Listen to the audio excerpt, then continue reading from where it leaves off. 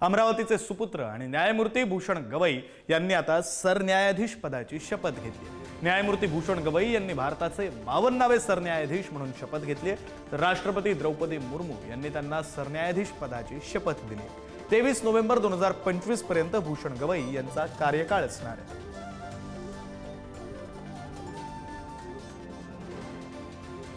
भूषण गवई यांनी आता सरन्यायाधीश पदाची शपथ घेतलेली आहे। राष्ट्रपतींकडून त्यांना शपथ देण्यात आली। मला एक मराठी माणूस म्हणून माझं मन भरून आलं की हा मराठी माणूस त्यांनी परखडपणे सांगितलं, मी इथे विकत जायला बसलेलो नाही। आणि दुसरं ते म्हणाले की मी सुद्धा निवृत्तीनंतर कोणतेही पद स्वीकारणार नाही। ज्याला अशा प्रकारचा मोहच नाही त्याला सरकार विकत घेऊ शकत नाही।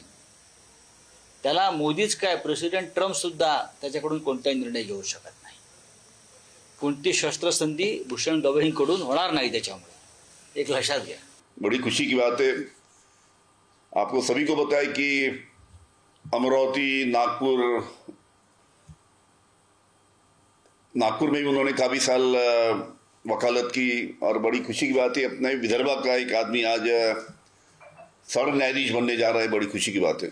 निष्कलंक व्यक्तिमत्व भूषण गवईजी आहे आणि त्यांना आज मला आनंद होतो आहे की देशाच्या सरन्यायाधीश म्हणून त्या शपथ घेणार आहे। तो आमच्या जीवनाकरता आणि महाराष्ट्राकरता, अमरावतीकरता, नागपूरकरता, आमच्याकरता सर्वांकरता अभिमानाचा दिवस आज आहे।